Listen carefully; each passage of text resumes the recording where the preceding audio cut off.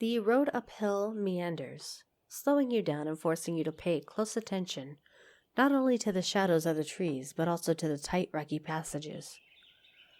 You can't help but notice a few caves and fine ambush spots.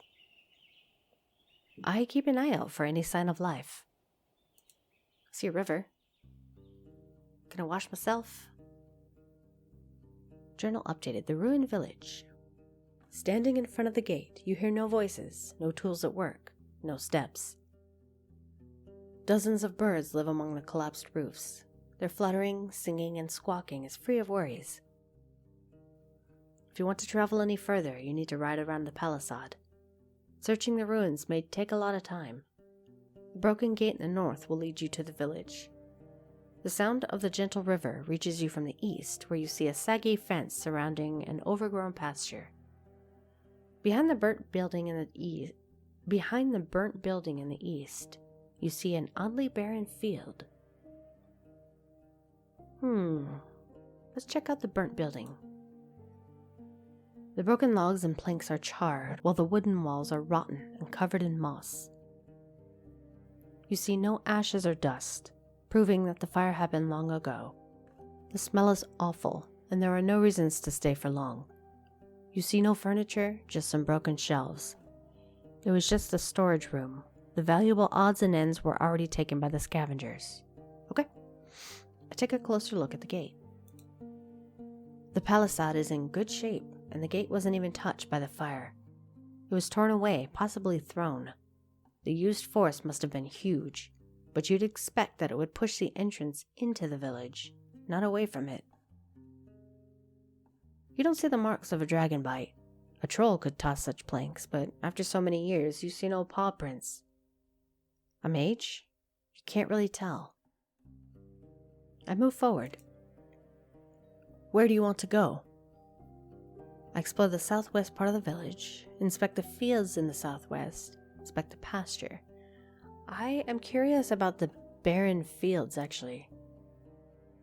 You're surrounded by what looks like a field plowed in late autumn, disturbed by hundreds of rains and snowfalls.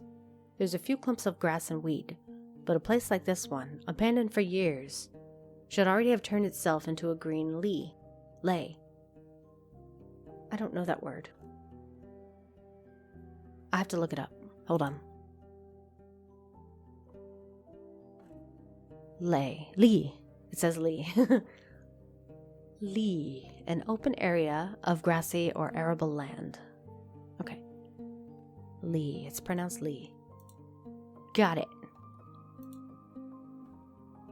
It's a pretty song. A barren field? Maybe it was overused, but you would still expect the weeds to sprout. A curse? In the north, you see a path leading around the palisade. The path leading west from here ends at the edge of the field, shifting into a meadow, then a forest. In the north, you see a path leading around the palisade. I don't have a way to investigate. Why not? You walk, you look with your eyeballs. You feel a slight aching in your stomach. Oh no.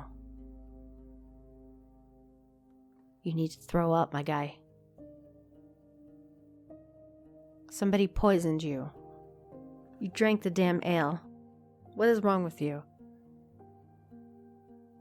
I inspect the palisade to the west. I explore the southwest part of the village. Return to the barren fields in the southwest. Inspect the pasture. The southeast. Let's do the southeast. I want to fill out the map. You don't find a single sign of the livestock that lived here in the past. Any bones, horns, antlers, or dung have already been devoured by the wilderness. The pasture ends at the river. On the opposite bank, the meadow turns into a thick forest, impenetrable for a rider. What are the chances that a herd of defenseless animals could get there and survive? The breach in the southern fence wasn't made by some brute force. You find axe cuts in the spots that were ultimately broken away. After all these years, there are no tracks that you could follow. I return to the main road. Okay? Feel a slight aching in your stomach. I don't like that. I'm not hungry. I feel like I'm sick. Let's go to the palisade. The tracks of human footwear and many, many more ape footprints cover the path formed around the palisade's breach. As far as you can tell, the freshest footprints lead to the village. The wooden stakes spread on the ground are rotten, covered in mushrooms, small flowers, insects, and worms. A good source of animal goblin food. Though you'd expect them to also hunt for the birds and eggs. The meadow in the west quickly turns into a forest. The grasses in the north surround dozens of tree stumps, already covered with moss and fungi. Going south, you'll reach a large field, though you don't see any crops. I shouldn't enter the forest, especially not in this area. It's unpredictable. Well, you're kind of making that decision for me, aren't you? Okay. Clearing in the west, northwest part of the village.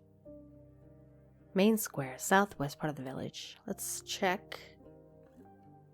I don't want to go in the village yet. Let's check the clearing. I want to kind of circle the village first. The meadow is lush and colorful, and so dense it's unsafe for a rider. For a couple of minutes, you lead Grover with a rope, avoiding the potential disaster in case a hoof falls into an animal den.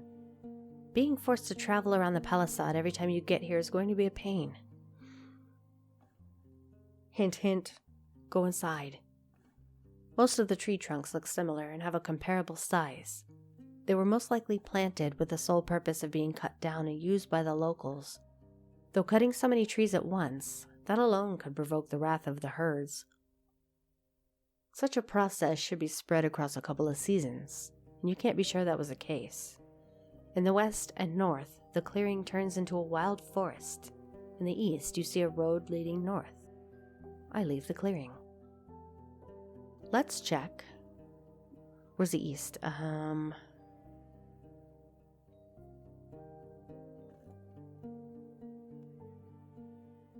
think I know what happened here. Do I? I don't. No, southwest part of the village. The buildings, some of which have collapsed, are made of wood, now charred and rotten. You spot claw marks on the walls, especially close to the doors and window frames. They could belong to a dragonling, or a large wolf, larger than the great ones, or a corpse eater. Too many options to make a guess. Are the claw marks on the outside? Yet no beast remains in sight. You find the remains of clothes, furniture, odds and ends. Only one object seems to be of use. A basket-like fish trap made of vines and willow branches. If a large fish swims into it, it won't be able to get out on its own. It's quite large, but I can fit it on my saddle. Sure. Stomach makes you let out a painful groan. Oh, I'm dying. Is there I don't have a status page or something? Oh boy, okay. Let's make a new separate window save. I hope I saved before I hit the inn and drank the ale. Alright, I'm going to die. I go to the road leading north. I explore the northwest, southeast part of the village. Little by little, you find a small backyard. The ground is beaten. The grass grows only right next to the buildings. It was a fair spot for the training dancers and fighters. The stakes of the palisade are covered with playful carvings, left by playful children who were portraying monsters, weapons, and humans. The rubble in the houses was pushed to corners. The furniture is broken, but you find something of use in one of the piles. A slightly rusty piece of steel. Once you pull it, you realize it's a quarrel for a crossbow, still usable. It won't be difficult to find a use for it. Yeah, I'm going to use that on the innkeeper if I find out he poisoned me. The closer you are to the village, the longer you stay around, the more sick you feel. Oh, maybe it's the village making me sick. The taste of the gastric juices hits your mouth, your forehead hurts, and you start to stumble. Grover, worried by your sight, pokes your head with its nose. push through the illness, I'm gonna walk away. Leaning on your mount, you slowly go outside, keeping your mouth shut. After a few minutes, your mind gets clearer. It may be better to leave, or at least stay away from the village for the rest of the day. The closer you are to the village, the more you want to vomit. Where do you want to go? I feel like every step into the village weakens me more. I should return another day. I'm curious. I'm gonna quick save. And then say, I think I know what happened here. Go on then. The village was attacked by a group of humans, destroyed during the wrath of the herds, pillaged by humans, then destroyed by monsters. Destroyed by monsters and finished off by humans. Let's say wrath of the herds. You don't have enough evidence to prove it, but you may use these conclusions in your further investigation. Okay, let's go with it. Let's move to a different spot. I go to the road leading north from the village. You're at the closed northern gate. The neglected road is partially overgrown.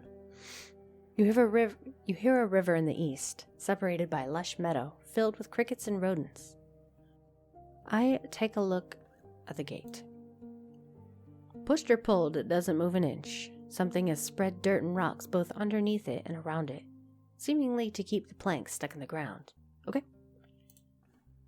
I head to the river. You see a quenching family of boars, some of them brown, some black. You consider turning back, but they pay you little attention. After a couple of grunts, they run north. The river's not too wide, yet unusually deep, with banks altered by the locals for decades, if not centuries. The water is cold and clean, yet filled with long plants growing from the bottom. You would rather avoid jumping inside or drinking from it, but you're tempted at least to wash your face, neck, and hands. Dozens, if not hundreds of small fish are looking for tasty leaves, but also try to avoid their predators. A dance of life, completely unaware of your presence. You suddenly realize there's something else buried among the kelp. A rusty sickle sticking out of the ground, a couple of stone axes and hoes, the wooden handles and a large wagon are covered with moss, but you recognize their shapes. Why would someone drop them here? On the opposite bank, the meadow turns into a thick forest, impenetrable for a rider. I turn back, but can I wash my face? Why can't I wash my face? How do I do that?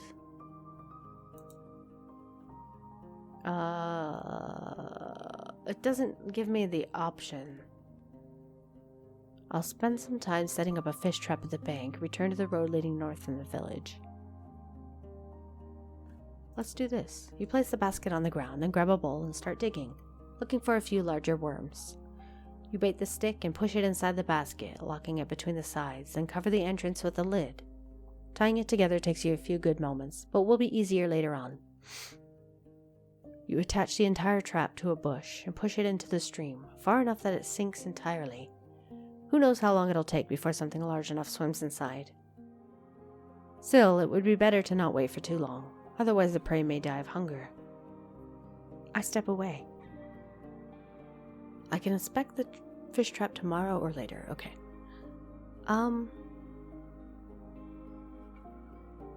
How do I wash my face? Okay, I return to the road leading north from the village. I go somewhere else. I return to the road leading north from the village. I go somewhere else. What? Wait. So I have to clear it up. Attacked by a group of humans, destroyed during the wrath of the herds, pillaged by humans, then destroyed by monsters. Let's say that. Let's move to a different spot.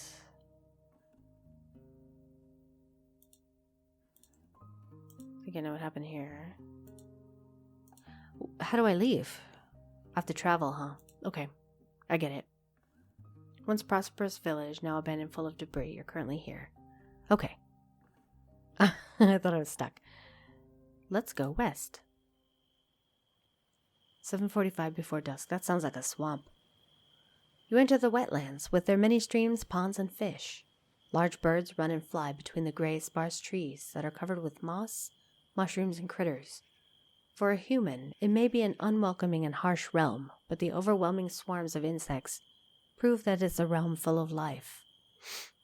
The danger, with teeth and claws, is hidden below the water's surface. Alligators. I stay away from the banks.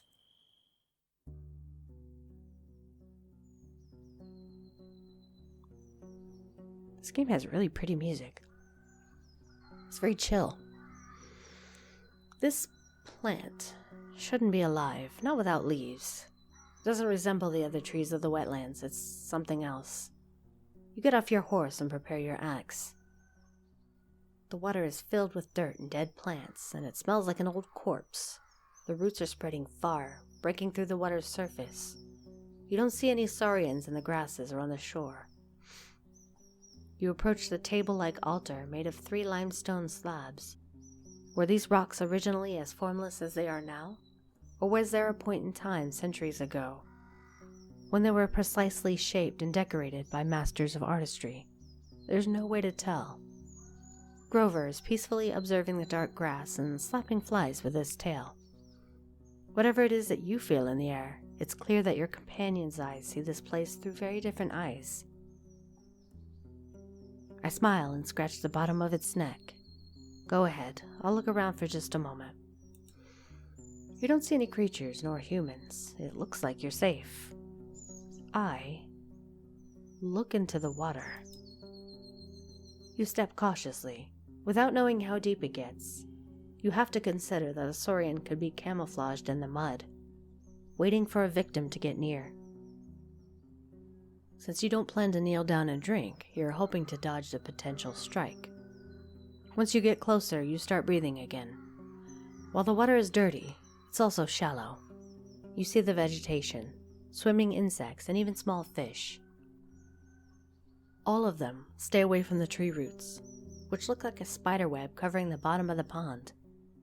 Aside from that, you don't see anything that would catch your attention. I take a closer look at the roots. You kneel in front of one that's lying on the shore. It's brown, covered with hair that resembles the fur on your arm. Fur? I have fur on my arms?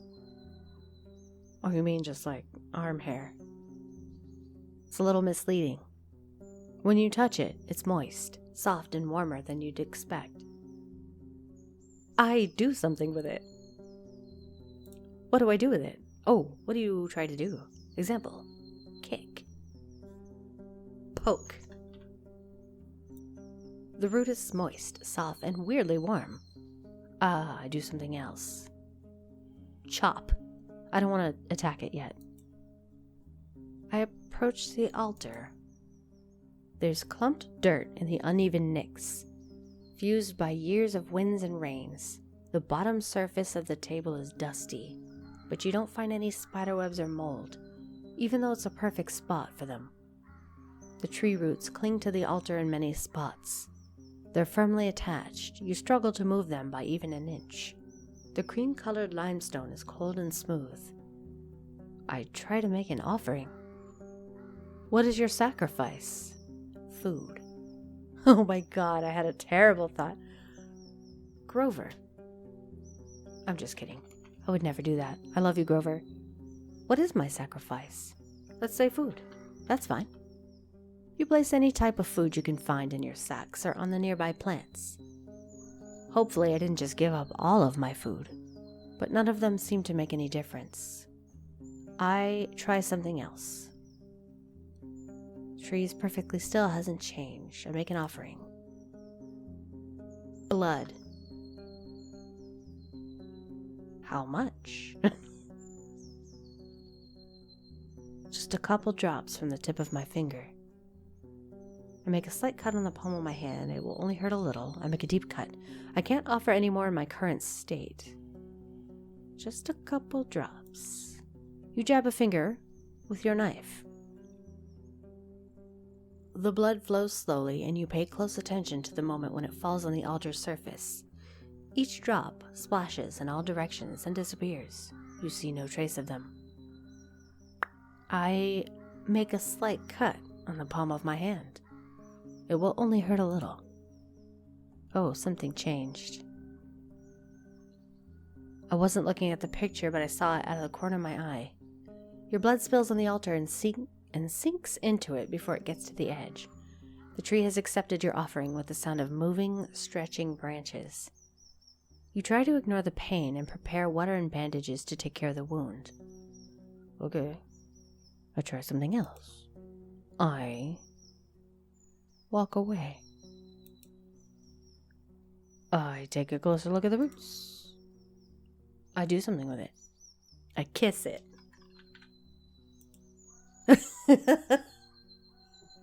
Like I said. The root is soft and doesn't resist your touch.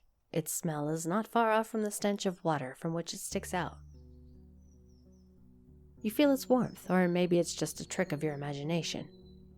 After a couple of moments, your lips start to itch. Uh-oh. Well, I stand by my decision. How do I leave? I walk away. There we go. No. Do I have to travel again? Oh, I see. Okay. The way forward is not available in the demo. Okay. What's down? 6:45 before dusk. The shapes of mountains are cutting through the horizon. The water gets gradually less muddy. The cleaner it gets, the more animals you see. A family of deer blocks the road, resting and enjoying the cold water, which would be deadly for a human's stomach. Why? You consider riding around them, through the sparse meadow, but your presence also makes them uncomfortable. Without much haste, they regroup and run east into the leafy forest. I travel forward. Huh. You've reached Hag Hills, the wall of stones that has stopped the city's grasp. The one well-established route through them leads through the valley where you found Tulia's camp. There are no maps of the highlands nor local tribes, only stories. The beaten path leads you by the garden beds of herbs and vegetables to an old, yet not abandoned mine, hidden behind a massive door made of steel. A bearded, skinny elder sits on a bench, observing you like a sculpture, with his legs crossed and fingers interlocked on his abdomen. Good day to you. Don't worry about my mount. I'll keep it away from your garden. I look around. I think something has swallowed your wall, old man. Better move your veggies inside. Okay. I respectfully get off my horse. Without a word, I silently observe him from the saddle. I get off my horse, and with a lowered head, I approach the man. I'm seeking your guidance, old man. Nope. Stoic. I respectfully get off my horse. You dismount and keep an eye on Grover. You greet the man, and as he nods back to you, you mention that you have a few questions. There's cold civility in the air, as if you're sharing a table at an inn. I need you to look at me whilst you speak. His strict voice reminds you of a master of a craft guild, though his thick accent distorts this image. I can nae hear without magic, but I'll read your lips. I've nae wish to talk about your daily struggles, traveler. It's nae a refuge for strangers. Say what you're looking for and let our paths split. I like your vibe.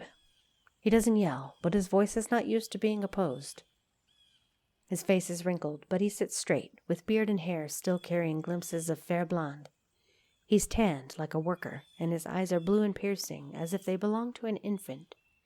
I explain who I am. What do you call him? Sir. He stares off across the garden beds, forcing you to wait in silence. The elder is tall, with long hair and a beard that was let loose a long time ago. His sandals are covered in dust, and you spot dirt on his clothes and skin. The woolen tunic and linen were made with care, decorated with colorful threads at the collar and sleeves. Now all the blues and greens have faded, and the fabric is held together by the patches and stitches. His hands are still folded, the voice remains firm.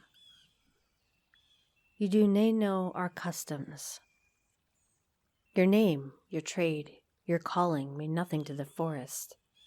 I do nae know what you expected to find here, but this is nae a place for strangers. I wait for him to look at me, or I do my best not to smirk. He doesn't know what he's talking about. Seems rude. I wait for him to look at me. The man stands up and approaches your palfrey. Without touching it, he observes its eyes, mane, stomach, and the rear. Grover ignores this examination. My nose was right then. Asterion is dead, as are his plans. Such is the fate of all dreamers. He turns toward you with a grim look. Are you going to look for him? You nod. Why? If he's vanished into the fogs, there's no point in putting yourself in danger. What do you expect to find? It's a job. There's a reward for finding him. He may need my help. I need to know what kind of danger he encountered. If he's dead, I want people to know about it. If someone tried to make him disappear, they deserve to face justice. Or there's no reason why you need to know that. My guy would probably say he may need my help. Even though there's a lot of these I'd love to choose. Do you believe that? That a man with no power over animals could disappear in the wilderness and survive for that long? He lets out a chilling laughter. I bow to your optimism. He doesn't actually bow. If what you say is honest, you and I could share our paths one day. Defending those who cannae help themselves is something that makes me whole. He takes a deep breath and smiles. You have some questions for me. I nod. His voice is cold and confident. So what do you need? That's a lot of stuff we can talk about, all right. Let's settle in here. I know how I should have addressed you. I want to fix my mistake. What? I don't. I don't understand this one. I don't. Sir is fine. Have you met Asterion? He wanders among the garden beds from time to time, touching the leaves at hand. He was here more than once. He was nae one to stand aside and let the events play out by themselves. The villagers from the north are sometimes in need of my assistance, and Asterion was serving them as a messenger. He bends down and tears away a small flowerless plant. He wanted to settle down among these roads, maybe to live freely. He had great plans and wanted to make this realm flourish, to rebuild the ruins, get rid of the bandits, and clear the trade route. I told him that the forest needs nae more people, and that his realm is too wild to feed and clothe everyone. His greed and dreams have eaten him, and now he is nae more. He pauses, and you can hear his heavy breathing, as if he's getting tired. He straightens up, and that's that, traveler. If you want to look for his shell, travel north, far north. People there should know where he is. I'll do that. He's observing your lips. Do you need anything else? What can you tell me about this place? Your eye sees what there's to know. People found copper in a cave. It's been abandoned for a long time now, so we turned it into a shelter to stay close to the sacred tree and its altar. We're servants, my wife and I, and this place is nothing more than a servant's house. How can you survive in this place, being all by yourself? He raised his voice. His raised voice makes him sound like a preacher. One day, me and my wife will be but defenseless old people, but we've studied pneuma and leaves for many decades. I heal wounds and illnesses of humans and animals alike, and the beasts listen to our whispers. The holy seed lets our shells wait for death and strength. What can you tell me about the peninsula? Can?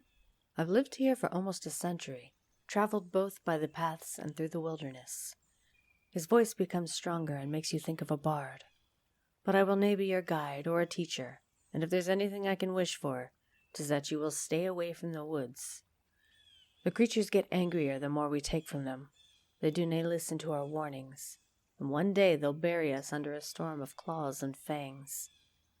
There will be nae soul to spare a tear after us. His eyes are as harsh as a hawk's, making him look like a priest who hears a child asking for honey on a day of ceremonial fasting. Do nae poke the hornet's nest.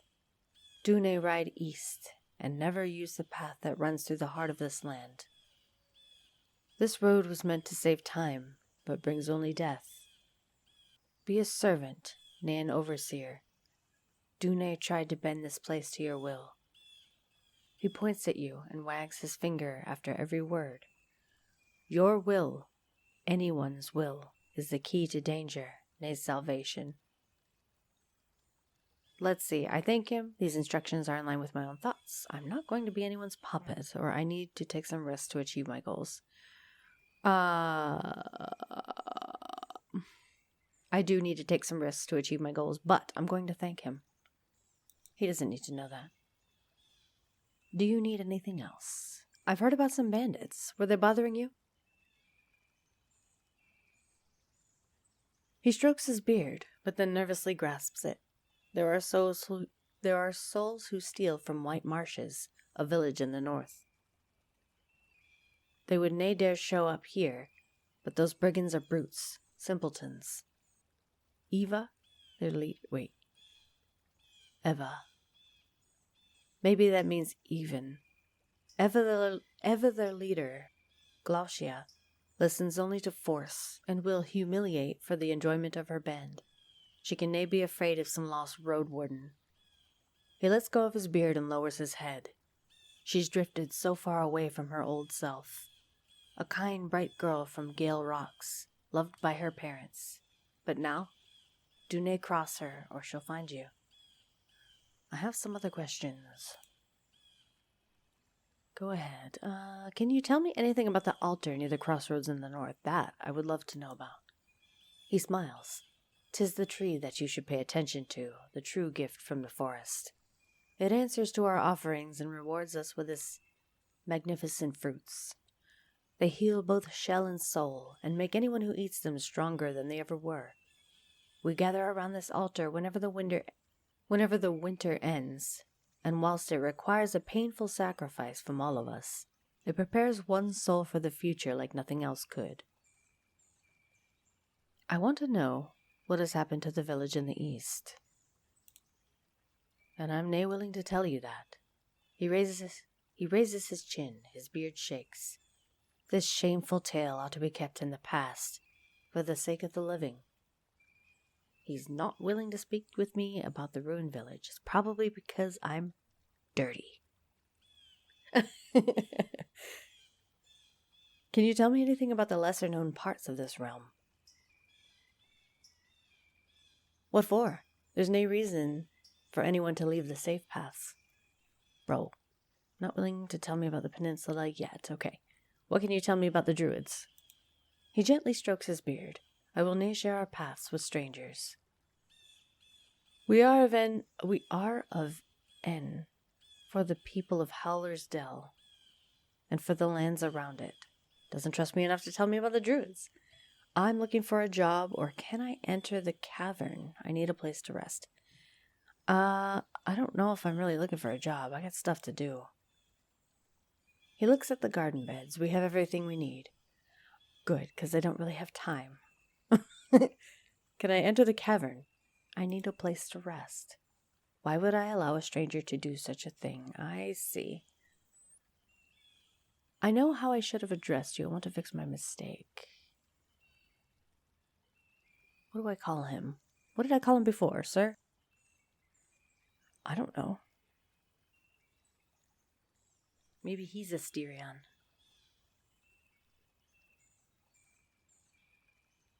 I don't know. Maybe he prefers ma'am. Let's see. Where am I at? White Marshes? Humans. How come that guy didn't go into my journal here? Huh. Bekavon. Hunters from Clean Spear. Wait, maybe this is the heart of the forest. No. Okay. Thought maybe it would give me a hint on what to call him. What does that matter? Is he a druid? I'm going to call him Druid. You do not understand the sound of the forest. You're as deaf as these rocks. Ouch. You want to build bridges, but for you they're just structures, owned and used by humans. Prove that you're ready to learn our customs and the bridge will grow on its own. Okay. So, now what? Let's save real quick. Alright, so, this guy is useless. What should I do? Travel. Elder's Cave. An old mine turned into a hamlet protected by a metal door. Elder. Maybe I call him Elder. Let me try that. Nope. He's like, dude, you're dumb. Stop. Stop trying. Alright, this way I cannot go.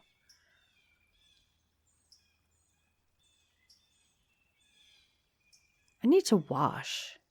There's water everywhere, but I'm not allowed to wash. Why?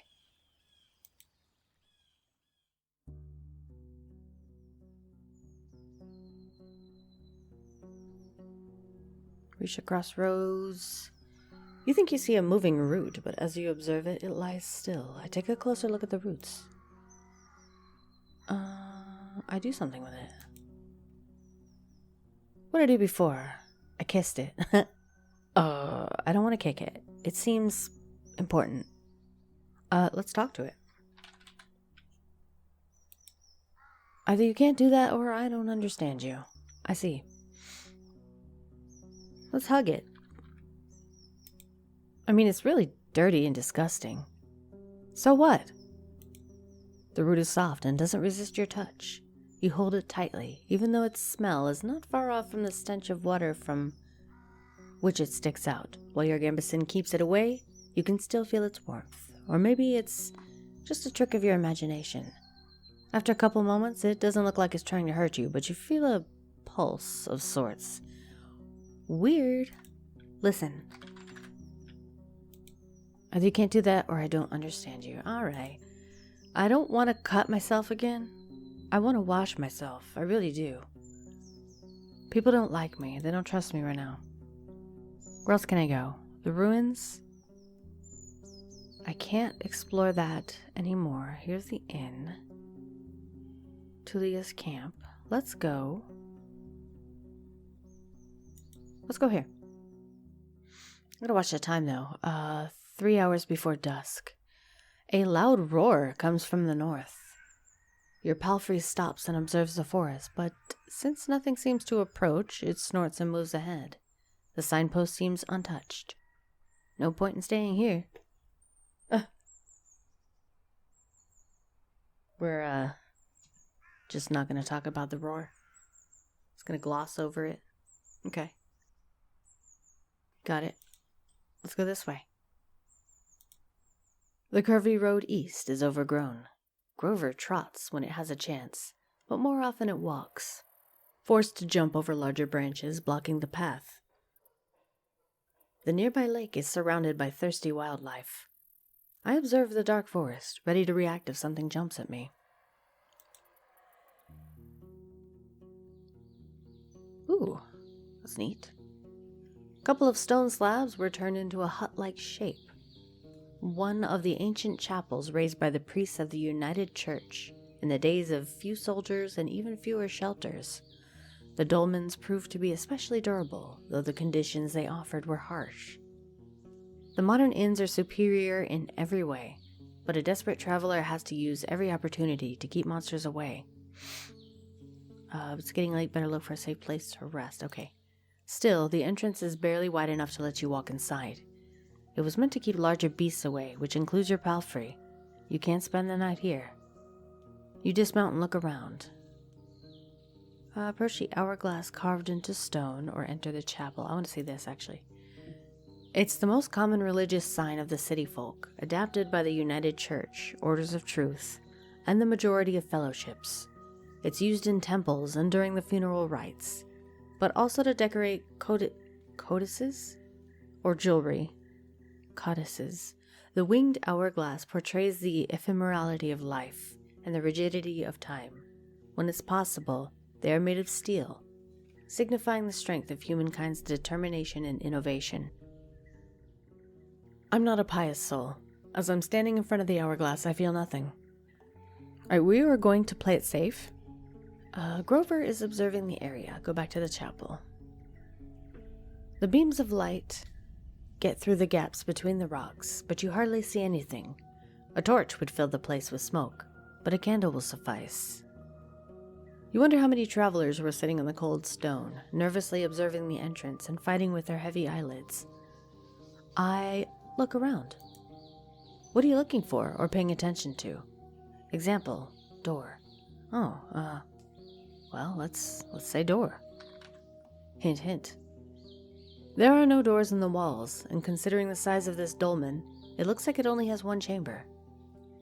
I look for something else. I'm gonna look at the floor. Even though a part of the ground is covered with a single massive slab, there are some parts free of any flooring. You see soil, small rocks, sand. In one spot you find the remains of charred wood. Let's look at the wood. You find a part of the floor littered with the remains of an old campfire, not older than a couple of months. You see dust, burnt bones, and wood. The wall above this spot is covered with soot. Okay. Let's look at the soil. Even though part of the ground, right. Let's look at the slab. Okay.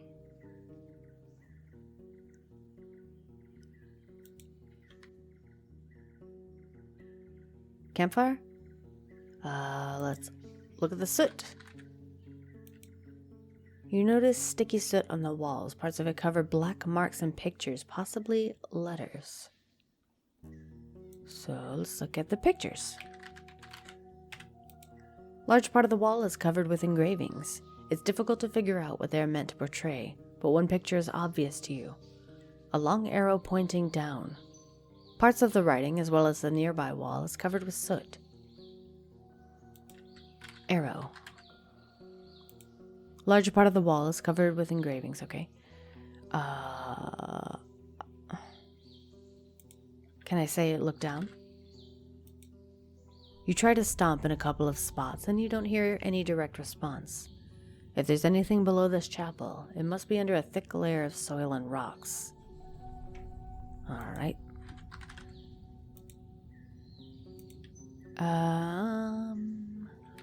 Did I say ground? I think I did. Right.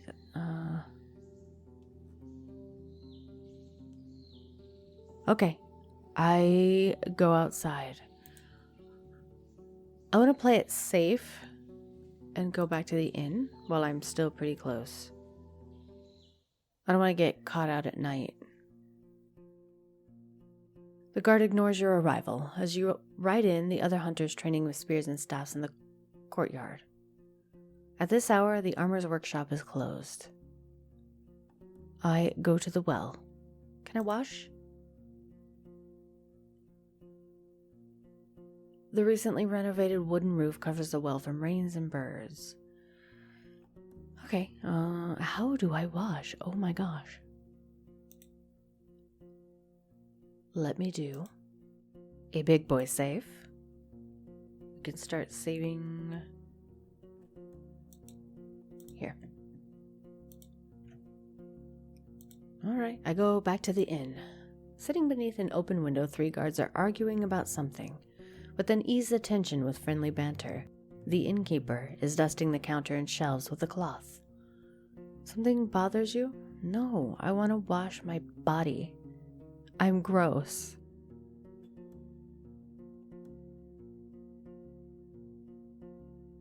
That's all I need. I bet you're in.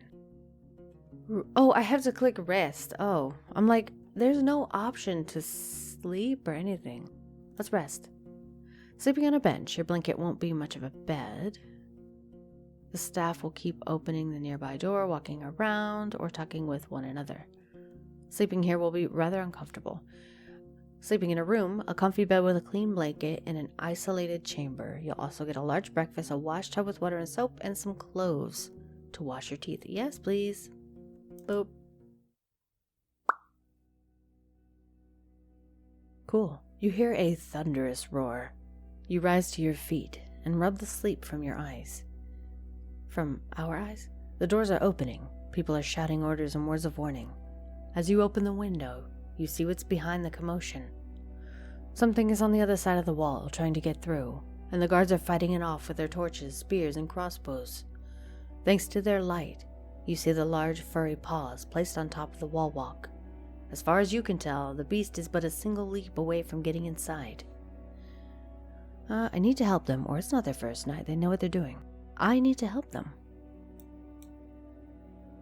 You look for your gambeson and blade, still a bit foggy in your thoughts, and once you find them, you struggle to get inside the jacket. As your habits kick in, you see the innkeeper right in front of you, holding a candle. You're a guest. Stay here, he says without a shadow of hesitation. My team has no time to worry about the outsiders. Just after his words, you hear a cheerful laughter from the wall. Judging by the way they point their fingers and lower the weapons, the beast is fleeing. Well, I shouldn't expect people will need my help all the time. Or if I had been there, maybe we could have caught it. No. I think they're good. They do know what they're doing, huh? Back to sleep with you, Leto. If you are at an inn in the morning, you can spend the entire day on resting. No. I'm good. I'm clean though. Yay! People are more willing to trust you. Now I should go see the old man, huh? The small room is quiet and far away from unwanted eyes. You take a calm bath, rest on a soft mattress, look through the window, and enjoy the minutes of safety. In the morning you find a stool with a large wooden plate bearing an aromatic breakfast, a cup of mint infusion, 3 duck eggs, and baked duck meat. Downstairs the innkeeper is putting firewood into the stove. He asks if you need anything. I'm good. I just ate. Do you have anything you'd like to buy? Nope, that's all I need. Bye. Alright, let's go. Let's keep going this way. Said I gotta go north. I can't go north though. I may not be able to find what happened to Estherion in the demo.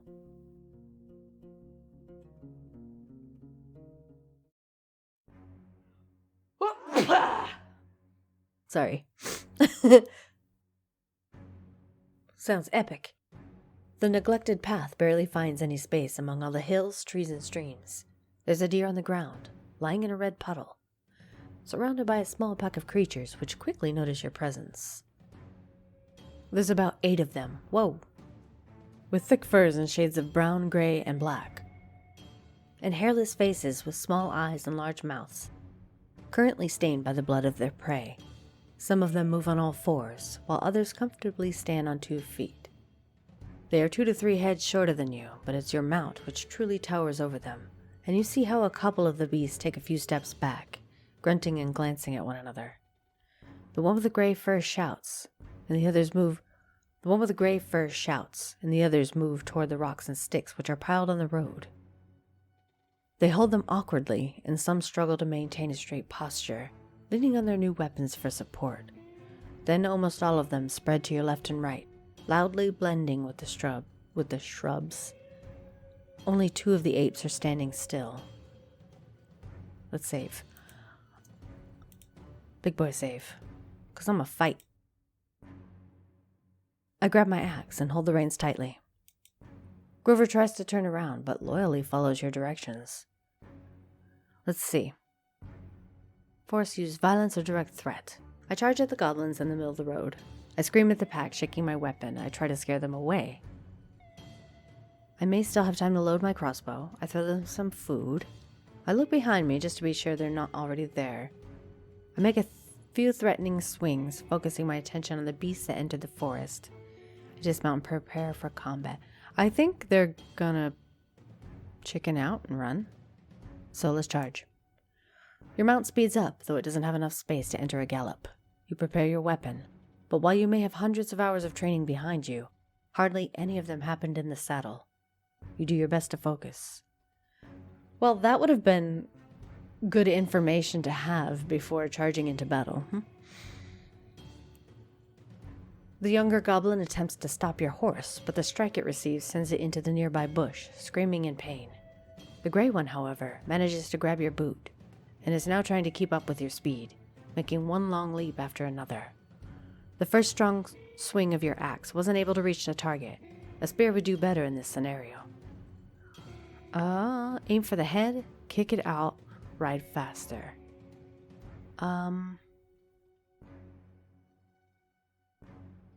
Let's ride faster. You put your entire trust in your horse, trying to endure the pain in your ankle and focusing on the reins. Grover does its best, but your encouragement is not enough, and you underestimated how nimble the goblin can be. Even after your mount makes a long jump, the beast keeps up with it, making your leg hurt more and more. It takes over a minute before it gets too tired, or maybe just too scared, and it leaps away, landing on its hind limbs and shouting at you. Your leg is in pain, but it's free, and the road is clear. We ride as fast as we can. I think I saw out of the corner of my eye I took a point of damage there. For a few more moments, you hear the angry shouts and screeches, but soon after that, it's again only you and your mount. Time to see what we're going to find down the road. Well, that was rough. Fallen tree. Oh, I don't like that sound in my ear. Was that a frog? A round pine tree divides the road into two parts. I gotta take my headphones off, hang on. For a wayfarer, walking over the thin branches at the top is not much of an issue. Even Grover, led on a rope, could walk around the stump. But a large wagon couldn't move onward in one piece, at least not without detaching the mules, unpacking all the wares, and carrying everything over the branches. With such blockades, the merchants would have to find different routes. Cutting a tree into pieces would take hours, even with the proper tools, and you can't hope to move it with just the muscles that you and your mount have to offer. I want to look around. I think I know what happened here. I can't get rid of this obstacle all by myself. It would be a decent spot for a fish trap if I had one. Oh, I forgot about my fish trap. I won't get much cleaner in such filthy water. Okay. I want to look around. What do you investigate? Surrounding area, tree, stump, tracks, wagon, everything. Surrounding area. You walk deeper into the wilderness, searching through the shrubs and trees. You don't find any side paths, nor remains of a camp or hamlet. The first game trail you find has been used exclusively by animals. What do you investigate next? The tree. The leaves are not completely dry, and when you break one of the twigs, it still contains water. There are no signs of sickness that you can recognize, while the termites and other bugs are still sparse. Beneath the trunk, there's no blood, no abandoned limbs. What do you investigate next? The stump. You don't find any marks of a maw or paws.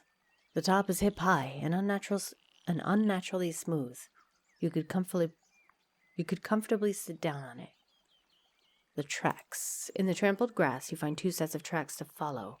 There are no hoof prints. The first set is near the destroyed wagon. The wayfarers suddenly stopped. You see where they made a sharp, chaotic turn. The second trail is close to the tree stump. Most of the marks were left by flat, cheap boots, not suitable for long walks. But someone was wearing hard, wide heels, which distorted the ground with every turn. All of these tracks seem to avoid the eastern wilderness. Both trails lead you to the main road, from where they are heading north. They could have belonged to 24 people, maybe more. You follow them for a bit, but you lose them once there's no more mud and tree needles to find. All right. I'll look at something else. I really like the detail here. There's a lot of nice detail. It doesn't just say you track the footprints. It tells you how you track them. It tells you how they look. It's great. I investigate the wagon. The planks are still firm and there's no mustiness in the air, but the vehicle needs just a push to fall to pieces, like a child's toy with nothing to keep the parts together. There are ways to construct a wagon with just wood, leather, and fiber, but you find the marks of the hinges, braces, nails, and clamps, which are now all gone. A similar thing has happened to the wheels, which are missing some essential parts, such as the steel rims, which are nowhere in sight. You find only one moist linen bag, and it's also empty. You can't estimate how deep the tracks are. The ground was hard, so the cart's weight wasn't a significant factor. They were robbed, weren't they? It seems like they just took everything of value, so they probably set up a trap with a tree. Like those people you hear that set up blockades on the road, and then when you stop to get the tree out of the way, yeah, they come in. It's really scary. I look at something else. The river. It would only take 2 steps to disappear in the deep water. The rocky bank smells fresh and is filled with the sounds of frogs. Yeah, they're right in my ear. I can hear them. Insects and birds. It's not a good spot to quench your thirst. The beds of long kelp, pulled by the flow of the river, are crowded with fish and 4-legged creatures that you don't even recognize. You keep an eye on the land. There's no carcass in sight, and no signs of bodies that would be left nearby. I investigate the bushes.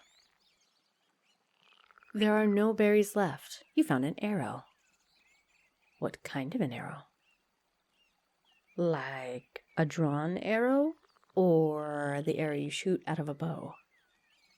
There are no berries left, only broken twigs, fallen leaves, and trampled grass. You notice a pointy arrow made by a human hand, with a head made of horn and black-orange fletching. You don't know what type of bird would have such feathers. You see no arrow marks around, not even on the wagon. What do you investigate next? The Western Hill. The rocky wall isn't much of a challenge. The top of the hill is covered with short grass and sparse trees. You notice a couple of bushes with a good view of the road, just next to the remains of a campfire, long gone cold. Charred pieces of wood, ash, bird bones, trampled grass, and a broken earthenware bottle. You follow the deepest tracks, leading to the edge of the soft earth. Someone jumped down, or at least stopped stepping on the grass. What do you investigate next? The road. The road here is already overgrowing, slowly fading away as a result of negligence. But it's in no worse shape than the other parts of the southeastern route. You can't find an alternate path that would shape itself around the blockade. Another look. Go back. Okay, I think I know what happened here. What do you think has happened here? It was cut down to set up an ambush. That is what I believe. Why was the wagon abandoned? Oh. The owners had no time to move it, so they left it behind. It was attacked by highwaymen. It broke, and the owners weren't able to fix it. I don't think it broke. It wasn't attacked, though, because there were no arrow marks. The owners had no time to move it, so they left behind. Was it originally transported on the What was originally transported on the wagon? Valuable merchandise, belongings, passengers, food supplies. Valuable merchandise. What happened to the owners of the wagon? They ran. They did not disappear into the wilderness. They avoided it. They turned back. You think that the tree was cut down to set up an ambush. The cart, which transported some valuable merchandise, was left behind by the owners, who had no time to move it. Its owners turned back. Are you sure that this is most likely what happened? Yeah, I'm sure. Well, you can't be sure what really happened here. You don't think there's much left for you to find. Let's hope you haven't missed anything. I kind of like these little sections. I've seen it twice now, where it has you investigate an area, and you have to kind of like deduce what happened. That's really cool. I like that. Let's see. Let's hope you haven't missed anything. Okay. Wait. Take another look at the road. No, I'm pretty good. Is it telling me that I'm wrong? Let's see where else I can travel. Can I go past it? Oh, I can go past it. Okay. I thought I was stuck. Whoops. Crossing it slows you down. That's fine. Let's go north. As long as you ride uphill, the forest is sparse, and the grass covered with sunlight. Once the ground gets more level, the tree roots pierce through every scrap.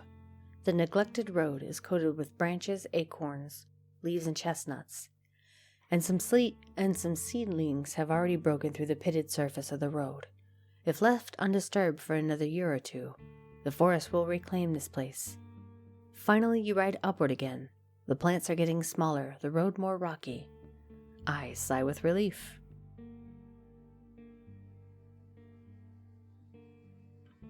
Let me save. While the hills are full of life, you don't hear anything coming from the watchtower. Uh-oh. Its upper level is not encircled by a wooden platform from which the guards could fire their crossbows. What was that sound? From which the guards could fire their crossbows or drop stones on the opponents below.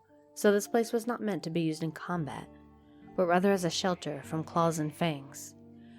Such structures can be found in especially untamed parts of the Dragonwoods, used occasionally by travelers or patrolling squads.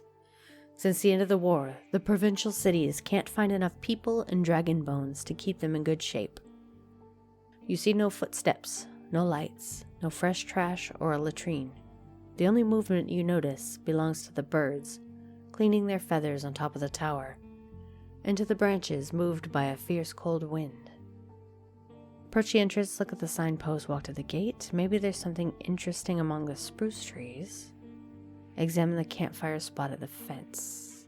Let's see, here's a campfire, here's the spruce trees. Gate, signpost. Let's see this. Oh, that's way back there. Let's check the campfire spot.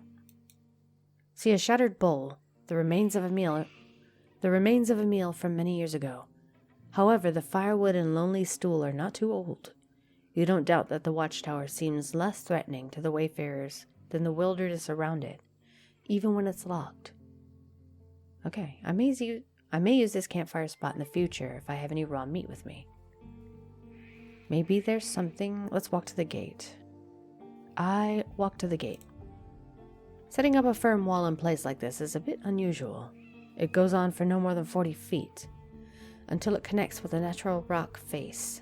Such a structure could be found near the city, allowing to stop any travelers and search through their belongings or request a fee.